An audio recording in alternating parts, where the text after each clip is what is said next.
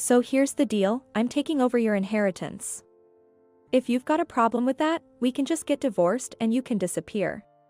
Your father always said it right, you can't do anything, that's why he's got you doing odd jobs at the subsidiary. Tough luck for you. Steve said this and mentioned about divorce. All right. Thinking I would be against the divorce, Steve looked somewhat taken aback when I agreed readily. No more business dealings. With that, I left the company. A male colleague chased after me with a pale face. However, I didn't look back and got into my car. Steve, you married me just for my dad's money, you truly are a greedy soul. I was foolish not to see through you, but you, who would disgrace our family and wait for a person to pass just for money, are even more foolish. I feel a bit sorry for you, but for someone who has lost their human heart, there is no room for sympathy. I will definitely send you to hell. I will never forgive you. My name is Jennifer Atwood, and I just celebrated my 42nd birthday last week. I met my husband Steve in the last year of my 30s and got married. I loved my job and always thought I'd be fine on my own, but fate led me to marry him. The one who introduced him to me was none other than my dad. My dad loved drinking, and after work, he would go out every night to drink. Drinking stylishly seemed to be his creed, and he would always head out dressed in chic outfits. He was particular about paying in cash rather than using cards. No matter how much he drank, he was never overwhelmed by alcohol, and he could drink until morning without it affecting him. Getting drunk is okay, but then you miss out on the true taste of the liquor. He would say and start talking about what makes alcohol taste good. For me, who can't drink, his stories sound like an alien language. Yet, he would always tell me, you should find yourself a husband who can drink. And the husband he caught for me was Steve. Steve used to come as a customer to the bar where my dad frequently went. He was a corporate employee in his late 30s like me, working in sales. By chance, they sat close to each other and hit it off as they talked. My dad treated Steve to some drinks, and after meeting a few times at the bar, they started talking about me. I once asked Steve what my dad had told him about me. He said he had a daughter who used to model. She even aimed to be an actress, so she missed her chance to marry. But she's good at cooking and sewing. She's charming like him, so he wants me to meet her. I actually thought I got fooled by him. I was told and so embarrassed, could feel my face burning. The modeling he referred to must have been when I modeled for a supermarket flyer as a child. And just because I was in the drama club during my student years, he made it sound like I had been aiming to become an actress. As for cooking and sewing, I'm just average, but being from a single-father home, I had to do it out of necessity. I didn't lie, I just exaggerated a bit. My father would say with a nonchalant expression whenever I complained. That's just how he always is. Easygoing and good-natured.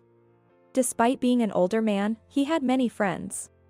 Eventually, due to the unusually good relationship between my father and Steve, we ended up getting married. Steve was kind to both my dad and me. He was rich in conversation and knew how to win people over. My dad would say, he's just like I was when I was young, a cliché but true statement. As painful as it is to admit, that may have been why I developed a liking for Steve. Steve seemed happy to have become my dad's son-in-law. The fact that my dad was the president of a company was probably one of the attractions. But more than that, they strangely hit it off. As for me, I was like an extra to my dad. Still, thought marrying Steve, who was kind and inclusive, was the greatest happiness for me.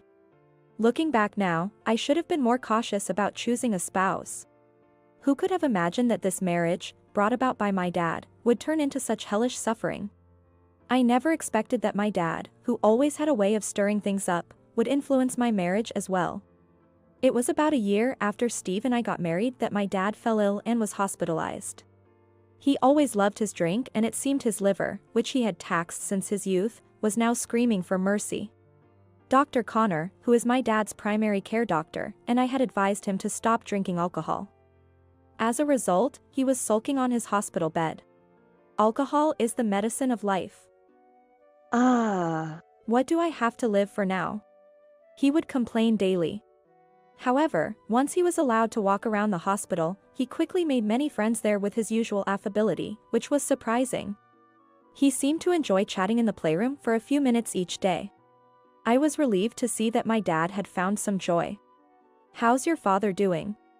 Whenever I returned from visiting my dad, Steve would always ask this. Thinking Steve was also worried about him, I made it a point to describe my dad's condition in detail. When I visited the hospital last week, he was connected to tubes and needed to rest. But this week, since he's been doing better, I told Steve that he could now walk around the hospital. I thought Steve would be relieved, but his reaction was unexpected. "Huh, he can walk now? That's too bad." I doubted my ears. What did he mean by that? His comment could be taken as if he wasn't happy about my dad's recovery, so I asked, "Too bad?" Then he said, "Oh. I meant that I wanted to take care of your dad when he couldn't move. I wanted to be there for him, that's all.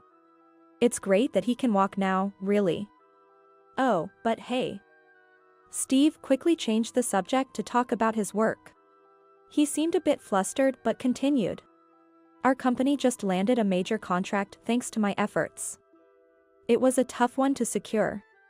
Something about the other party having high hopes for my future, so they went ahead with the contract. And it's across multiple lines too. So my performance is really soaring." It was unusual for him to talk about his work with such confidence. He usually seemed more humble about his work. It must have been a contract he really wanted.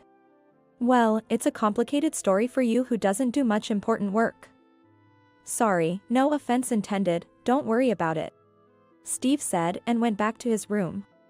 I felt a slight discomfort with his words but decided not to dwell on it since he said he meant nothing by it. In the first year of our marriage, he had always been kind. He was capable at work, and people often said he was the ideal husband. He never frowned even if I came home later than him. Before my dad was hospitalized, he would often visit my dad's house to keep him company. Now, he even helps clean the living room and bathroom at home. Steve said, "I like cleaning. It's nicer for you when you come home to clean rooms and bathroom, right?" In return, he asked me always to let him know when I would be finishing work. He needed to know so he could start cleaning at the right time. Typical of the conscientious Steve, I had to laugh a little. Such a kind Steve couldn't possibly find my father's recovery unfortunate. It must have been, as Steve said, that he wanted to be supportive. I convinced myself and started preparing for work the next day. A few days later, I received a call from the hospital. My father's condition had worsened. I left work and headed to the hospital where he was staying. In the hospital room, he was connected to several tubes, his eyes closed. I tried to take the fact that he was connected to tubes as a good sign and composed myself. Dr. Connor explained the situation, and I realized that I needed to be prepared for the near future. Should I contact my mother? When I was in high school, my parents got divorced. I heard that the reason for their divorce was that she could no longer keep up with his overly free-spirited nature. However, because he couldn't do anything on his own, I was taken in by him. Already being in high school, I decided on my own to stay with him, and I am grateful to him for funding my college education. That's why I was working hard at my job now, to repay him for his kindness. But he doesn't have much time left. I'm sure that if I were my mother, I would want to be contacted. I decided that I would send a message to her when I got home. First, I returned to the office to finish the work I had left undone, and then I went home. Although I hadn't come to terms with my feelings yet, thought that talking to my mother and Steve might help me settle down. Steve was in the living room. Perhaps because I had told him I would be coming home early, the room hadn't been cleaned. Since he usually does the cleaning, I thought I would do it today, but as I was thinking this, spoke to Steve who was using his phone on the sofa. Today, I was called out from work by the hospital. "It's about Dad." Before I could finish, he threw his phone on the sofa, turned to me with energy, and said with a smile, "Did your father finally pass away?" I was so overwhelmed by his forcefulness that I couldn't reply immediately. Then, for some reason, he continued talking on his own. Right. He wasn't well before he was hospitalized. It must be tough for you, Jennifer, but don't worry, I'm here. Things like managing the company and finances are too difficult for you who lacks education and culture, right? So, although his speech was still midway, I interrupted him realizing the huge misunderstanding. Steve.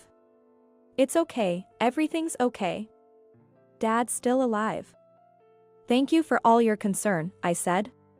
Upon hearing this, he stopped moving and displayed a noticeably disappointed expression.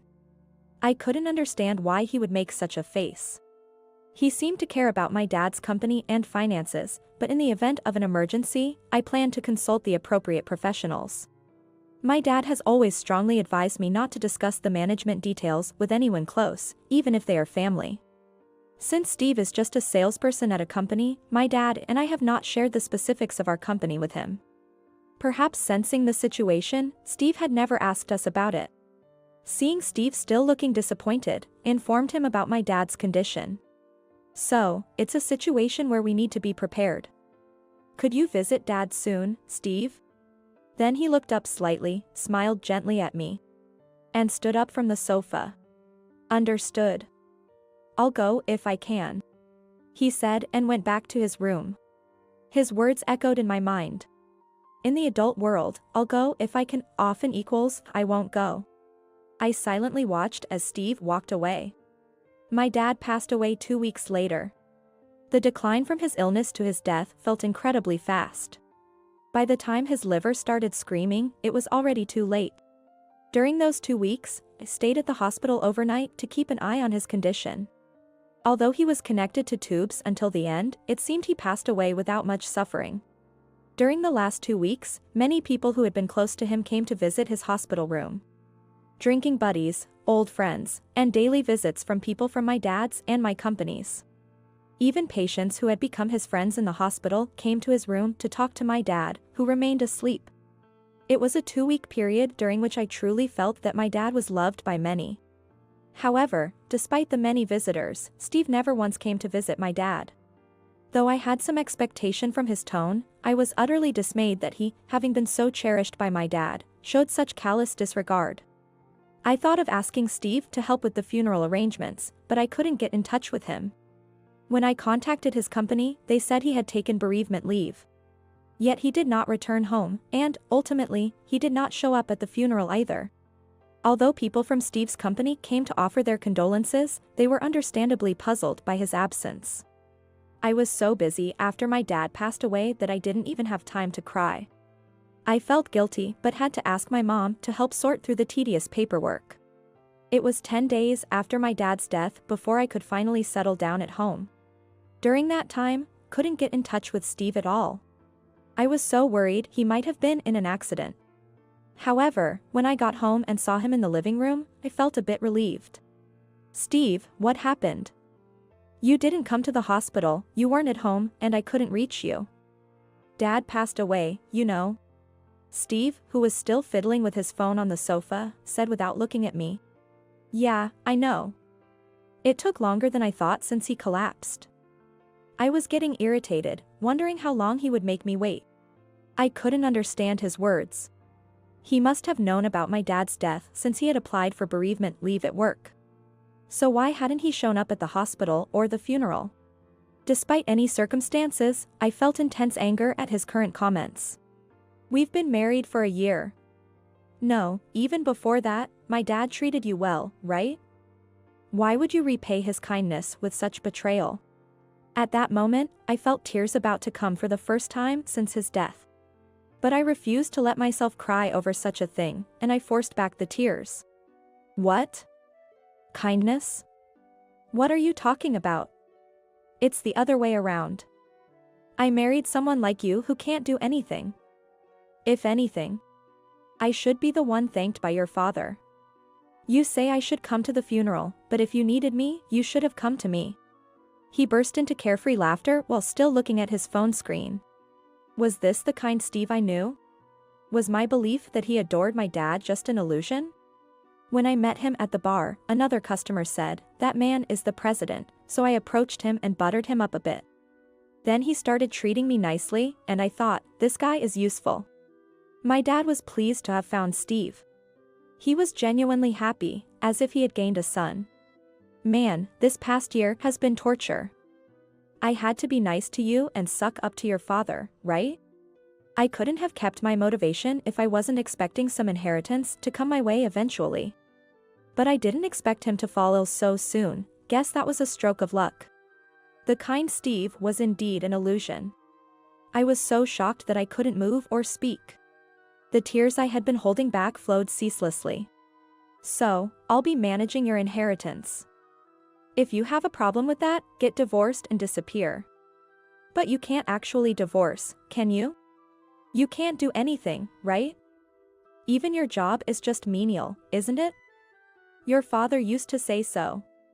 You're only good for odd jobs at the subsidiary. Tough luck, huh? He laughed loudly.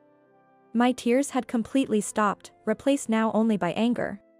Who was this person in front of me? Surely, he must be some kind of demon that feeds on the kindness of others. Without saying anything, I went back to my own bedroom. Even after I closed the door, I could still hear his annoying laughter. With my hands pressed against my ears, I firmly resolved in my angered heart. Steve, I will never forgive you. Dad once said Steve was just like my dad when he was young, but Steve is nothing like Dad. Although my dad might have exaggerated at times, he never lied. Steve, you married me solely for my dad's wealth. You really are a money-grubbing fiend. I was foolish not to see through you, but you, who disgraced our family and waited for someone to die for money, are even more foolish. I feel slightly sorry for you, but there is no room for sympathy for someone who has lost their humanity. I will definitely send you in hell. I will never forgive you. After that, I moved in with my mom because I couldn't stand to face Steve. Today is my day off, so my mom and I ordered lunch and ate together. We're having coffee after the meal. Even though I worry about troubling her, I'm telling her everything that happened. It's so embarrassing that even after living with him for a year, I didn't realize Steve's true nature, not to mention when we first met. Dad was deceived by him until the very end. It's so sad. Upon hearing my words, she sipped her coffee and murmured thoughtfully. I don't think he would pass away without leaving something behind, you know? I didn't fully understand what she was suggesting, but after all, they had been married for nearly 20 years. I decided to listen carefully to her words. Even so, Dad actually told Steve that I was just doing menial work at the company. Isn't that awful? He took it to heart and scorned me for it. Indeed, the work I do might seem menial to some. However, I take pride and dedication in my work. The thought of Steve's contemptuous face flashed through my mind. That was your father's way of protecting you, dear. You know the deal, right? Even among close relations. He promised not to divulge the details of the work. Indeed, as she said, now that seemed oddly convenient. After all, Steve doesn't really know what my actual work entails. And, you know, I might have told you that we divorced because I couldn't keep up with his overly free spirit. But there was actually another reason. Perhaps because I looked eager to know more, she discreetly shared the real reason with me. It was surprising yet fitting of my dad. Once again, I was reminded of the unconventional life he had led. And her story didn't end there. That's why, I believe he definitely left a will. By the way, I received a call from his lawyer, Matthew. He wanted to gather all the relevant parties together. Mom, you really know everything about Dad. I admire that. I said, and she laughed cheerfully. What are you talking about? I'm just his long-divorced wife who knows nothing. I had spent more time with Dad than Mom had. Yet, she seemed to understand him better than I did. I was profoundly impressed by the depth of their relationship as a married couple. My brief, superficial marital relationship with Steve paled in comparison. With a wry smile, she gave me one more piece of advice. Jennifer, remember your father's actions well. He loved surprises, so he must have left something else behind. Encouraged by her words, I started to recall his behavior. He truly was carefree, loved his liquor, and enjoyed surprising people. When I graduated high school, he had secretly filmed me crying. He showed that video on my birthday in front of friends who had come over, much to my embarrassment. It was a terrible crying face. Now, it's a fond memory. Dad was always on the lookout to capture good footage on the sly. I had learned how to dodge his camera, but how long had he continued his covert filming? Suddenly, an idea struck me, and I decided to return home. I also needed to discuss the matter of the will with Steve. Mom, I'm going back home for a bit. Thanks. After thanking her, I rushed towards my house. Upon arriving, I found Steve in the living room. Seeing my face, he stood up in a fluster. Whoa. Why are you back all of a sudden? Don't come back. What a way to be greeted. Despite our faltering marriage, this was still my home. There's no reason for me to be unwelcome in my own house. What do you mean? I came because I have something to discuss today. As I moved to sit on the sofa, Steve seemed to hide something there and warned me, don't come over here. Preferring to keep my distance from him, I decided to speak from afar. What's this talk about? Just so you know, we're not getting divorced yet. Any inheritance that comes your way, I'll be managing it. I sighed, yet I began to discuss the matter regarding the inheritance that Steve was eagerly anticipating. I got a call from Matthew, the lawyer, asking for all relevant parties to gather. There might be a will. So, Steve, you should attend too. Listening to my words, his eyes lit up. Ah, that's great. The scent of money is getting stronger. Okay, I'll definitely participate and make sure to keep an eye on where the money goes. As expected, he was in high mood. In the meantime, I wandered around looking for something particular. It was modestly placed next to a potted plant by the window. After retrieving the item I was looking for, I decided to return to my mother's house, as I had no more business at my own home. Women's shoes were lined up at the entrance, just as when I had entered. The kind I would never wear, heels and pumps. Steve is always sloppy. I muttered to myself as I left the house. At the court, where Matthew had called us to gather, there were 5 of us. My uncle Samuel and his wife, my mother, myself, and Steve. Samuel had no children. I half expected some dramatic revelation like a secret child of my dad's to appear, but such twists are rare in real life. Today's meeting was indeed about his will. Dad had entrusted his will to his personal lawyer, Matthew. The contents of the will, once opened, were as follows. My dad's successor in the company would be Samuel, his cherished collections at home were left to me, his daughter. And the rest of the estate was to be inherited by Steve, who was currently my husband. The details were more complex, but that was the gist of my understanding. Steve, indiscreetly, gave a fist pump right in the courtroom. Haha. How about that, Jennifer? Looks like your dad really liked me. This is more than I expected. All that bootlicking paid off. Samuel, his wife, and my mother all looked appalled by his disgraceful behavior. I felt deeply embarrassed that this man was technically still my husband. At that moment, I felt a strong desire to get a divorce as soon as possible. Steve rapidly signed the prepared documents. I wondered if he really understood what he was signing. I'm not going to read all this fine print. As long as I get the inheritance, that's all that matters. The old man gets company, huh? You get the junk, and I get the assets. I can't stop laughing. Everyone else in the room asked Steve if he was truly okay with the inheritance as it was laid out. Matthew tried to explain the details of the inheritance, but Steve wouldn't listen properly. Eventually, he said, yeah, I get it. Don't worry, I'll take care of everything. By the way, I'm taking the $1,000 that was left in your dad's wallet. After signing the documents, Steve happily went off somewhere. Such a foolish man. Ignoring advice never leads to anything good. I visited my home the next day to confirm with him for the last time. Because I visited my home after the discussion of the will, Steve mistakenly thought I was after the inheritance he was to receive. He has already changed the door key. At first, he wouldn't let me in. I had to explain several times that wasn't the case before I could enter. Isn't it normal to think a daughter inheriting junk would come after my money? That kind of a normal only exists in fiction. What I inherited was not junk, but his prized collection. He had cherished it during his lifetime, and I intended to honor his legacy. What are you doing here then? If you're not after the money, I'd like you to leave. I have people coming over. His demeanor was more intimidating than I could have ever imagined from him before. I was impressed he had managed to hide this side of himself for so long. I'll leave soon. I just wanted to check something. I wanted to confirm that he truly understood what he was inheriting. And also, about our future. Of course I'm going to inherit, I'm not changing my mind about that. Stop talking about it. Oh, and since I'm getting money, I don't need you anymore. So, let's get divorced. With that, Steve mentioned about divorce. All right. He seemed to think I would be reluctant to divorce, so when I readily agreed, his face fell flat in surprise.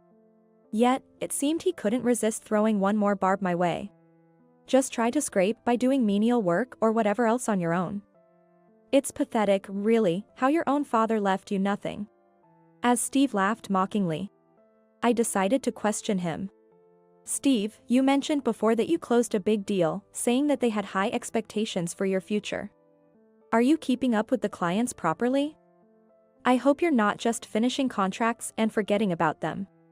Surprised by such a question from me, Steve looked at me with a hint of incredulity. But he quickly twisted his mouth into a sneer and said disdainfully, "Oh, what an unusual question from someone who can't do anything. Has your father's death suddenly sparked an interest in business?" I was used to his disdain by now. However, his next answer would determine my next move. You know nothing, so I'll tell you, winning contracts is all about grabbing them first. Coordination with clients? Why should I bother with that? It's just annoying. What if I communicate too much and the deal falls through? Just as I thought, Steve wasn't conducting business properly. He always talked as if he was actively working at the forefront. Probably, he only acted the part during contract negotiations. Steve had deceived us for a year, this was just another day's work for him. I see. And do you know the name of the company president? Steve seemed irritated by another question. What's with you all of a sudden? The president's name? I don't know it. Knowing it won't win contracts.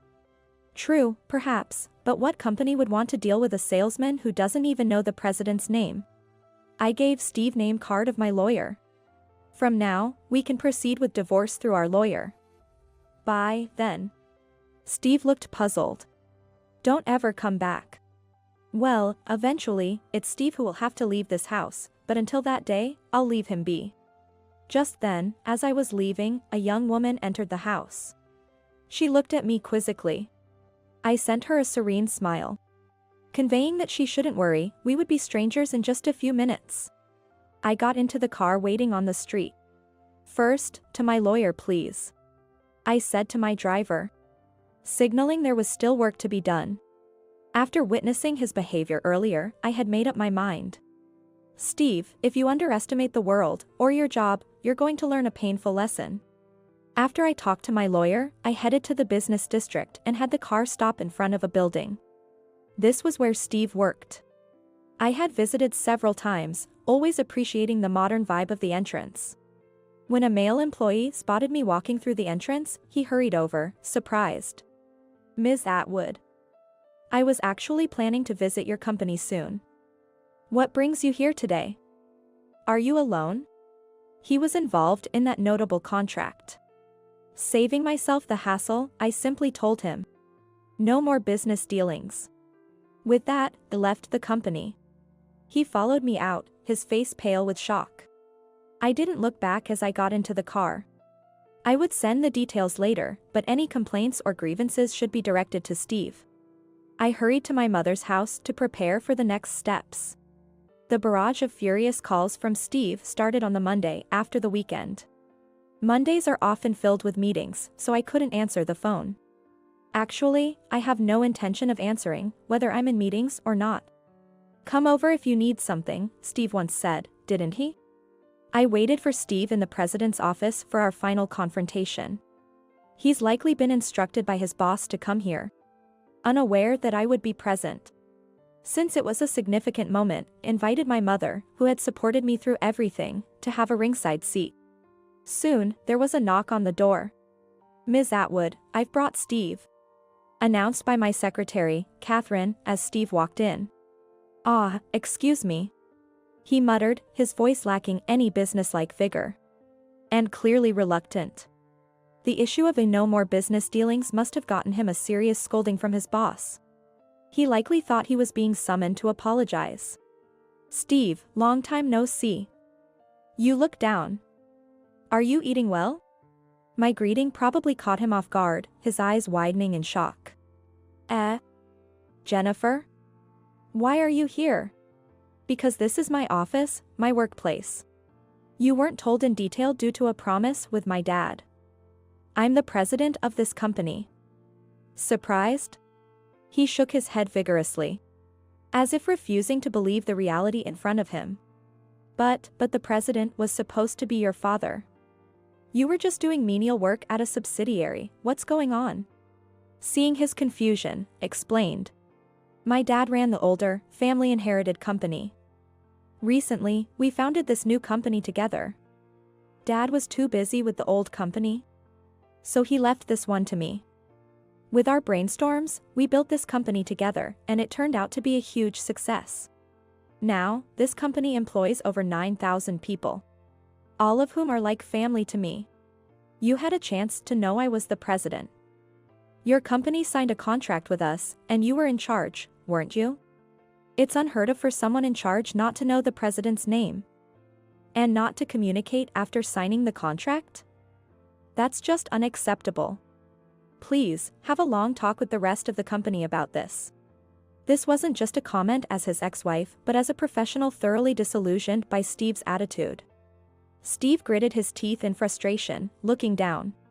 Then, looking up, he scoffed, big company or not, I'm disappointed the president is such a useless old lady.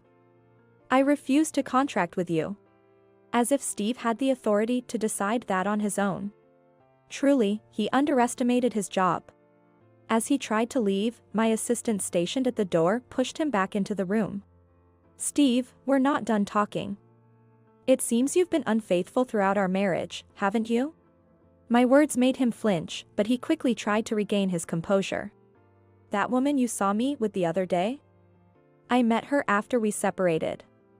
Our marital relationship was already broken, so you have no complaints. Right? Since Steve seemed to not listen. During our marriage, you had an affair, didn't you? I said it slowly this time. He didn't seem to like the way I said it and shouted back, his face turning red. I did not. You can't just make baseless accusations. It's curious how guilty people always demand proof. So, I decided to provide some. In the collection I inherited from my dad was his diary. I took the liberty of reading it. He meticulously documented this past year. Steve supposedly went out for drinks but ended up at a hotel with a young woman. He thought he'd shaken me off, but never underestimate me. I wonder if I should tell Jennifer. There are things only a married couple can understand. Let's wait and see. I planned to visit Jennifer's house, but saw Steve walking with an unknown woman. Jennifer's working overtime again. Hang in there, Jennifer. As I read excerpts from my dad's diary, Steve clicked his tongue audibly. That's just your father's perspective. It's hardly conclusive proof, is it? Steve remained defiant, refusing to acknowledge the gravity of his actions. If you're really eager for evidence, I'll lay it all out for you. I arranged several photographs on the desk. These showed Steve entering a hotel with a woman. Photography was also one of my dad's hobbies, he always carried a camera with him. These were captured by a camera found among the collection. True to film, they are beautifully clear. And don't worry, it's film. So no tampering possible. Steve snatched the photos from my hand and tore them up on the spot. Seeing no sign of remorse in Steve, I said. Steve, don't you feel anything? Dad knew about your infidelity and kept quiet about it. He believed in you, didn't he? Really? You feel nothing at all? Despite my urgent questioning, all Steve could say was a shut up. I continued, despite feeling pathetic about his response. It seems like Dad eventually gave up on you when you didn't stop your cheating. There was a small camera at home, Dad used to use it for surprises. It was meant to be a prank initially, but it ended up recording unbelievable footage. Dad saw everything. It's likely that Dad had placed several cameras. One of these was not retrieved by him and remained. I collected that one. Steve, it's truly unbelievable.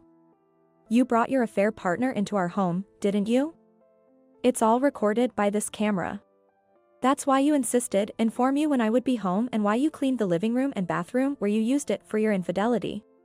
Thanks to Dad, it all makes sense now. Steve scratched his head irritably and slumped into the chair, sulking. I exchanged a nod with my mother. Steve really is unbelievably naive. And why doesn't he listen to anyone? As I had said earlier, Dad had finally written Steve off. I keep saying that your dad wanted to leave the inheritance to me because he thought highly of me. What about the junk you inherited? Was it just meant to expose my infidelity? Ironically, his narcissism is almost enviable here. Yes, according to Steve, Dad wanted to leave him the inheritance. Negative inheritance, that is. Steve, do you remember Dad talking about a joint loan? You only half listened and signed off on it, so you probably forgot. As Steve looked puzzled, my mother started to speak. The reason we divorced was because of his debts. They just kept growing, and he was robbing Peter to pay Paul right up until he died. Never quitting gambling. I think it's a substantial amount. Even then, he didn't seem to understand. I had no choice but to make it clear. Steve, you inherited all the property Dad personally owned. That's not just the assets, but also the debts, including the joint loan. You've already dipped into his money, so you can't disclaim the inheritance now. You have to bear it all. Finally, his complexion changed. It paled rapidly. What? No way. Why should I inherit the old man's debts? That's not valid. I'll renounce it. My dad must have anticipated this reaction. If Steve had really understood and listened to those around him, he would renounce the inheritance immediately. But his greed and failure to verify details led him into this trap. Try renouncing the inheritance if you must. It might give you some peace of mind, though I doubt it'll work. Apparently terrified by the debt, Steve collapsed to his knees, trembling. As sweat streamed down his forehead. Wait, you, Jennifer, you're a president, right? Of this huge company, then you should pay off your old man's debts, right? Why me, why? Steve began to cry loudly. His cries almost like screams. Dad must have regretted introducing such a man to me, knowing his true nature. Steve was the man my dad had introduced to me. Yet, there were times when I thought being married to him was happiness. So, I don't hate my dad for it. The one to blame is Steve, who deceived both my dad and me and turned into a greedy monster. As his health deteriorated, he must have contemplated on his own ways to take revenge on Steve through me. Steve continued to cry. Just then, the phone in the president's office rang. It was connected to reception, and the caller was Steve's boss. I hung up after responding. Steve, you better hurry back to your company. It seems the higher-ups want to talk to you about this issue. Steve, his face paler than ever, seemed to have stopped crying instantly.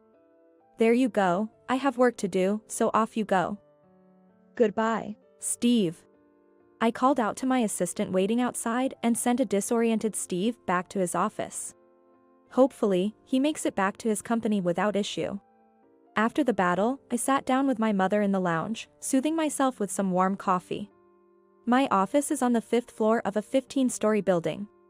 Wanting my employees to enjoy a scenic view while working, the higher floors are dedicated to offices. The top floor has been turned into a cafeteria and break room where employees can relax and enjoy the view, something I take pride in. I enjoy spending time alone in my office, because it allows me to think about the many employees working in this company. Once a week, go through a company newsletter featuring photos of all employees, making an effort to remember each person's face and name. I truly cherish these moments. I received a profound apology from Steve's parents. They were genuinely nice people. It's a pity we couldn't become a real family. The debt Steve was so afraid of turned out not to be as substantial as feared, once offset against the cash Dad had on hand. Dad, who had a preference for paying in cash, apparently kept savings stashed around the house. Steve ended up shouldering a significant debt. Ultimately, the inheritance left to him was negative, but manageable if Steve worked hard enough. As for the complete halt in transactions I ordered with his company, it prompted a thorough investigation. As a result, his negligence was exposed, and he was demoted. Yet, perhaps out of spite, he continues to work at that company. It might also be his way of trying to prove something to me and my dad. Occasionally, I receive messages from Steve. Lengthy texts boasting about how hard he's struggling against adversity. I never reply, of course. As a professional, striving to meet the bare minimum is expected. The house he lives in, still registered in my name, is scheduled for cancellation at the end of the month. He will have to find a new place from scratch. But that's no concern of mine. After all, we are strangers now. I closed the company newsletter and looked out the large window. There's a hint of spring in the air. Seemingly the newsletter will feature new faces. Just the thought is exciting. With that anticipation, continue to dedicate myself to my work today. Today marks exactly 1 year since my dad passed away. Many visitors gathered at the house where my dad lived. His drinking buddies, old friends, and many from my dad's and my company came to visit. Even the friends he made during his hospital stay, who had since been discharged, came to show their healthy and spirited selves. Truly, he was loved by everyone. Somehow, it even seems like the dad in the photos is smiling. Just a little bit, right? I lightly clinked my glass against the one filled with white wine I had placed in front of my dad's photo. The clear, bell-like sound seemed like my dad's laughter.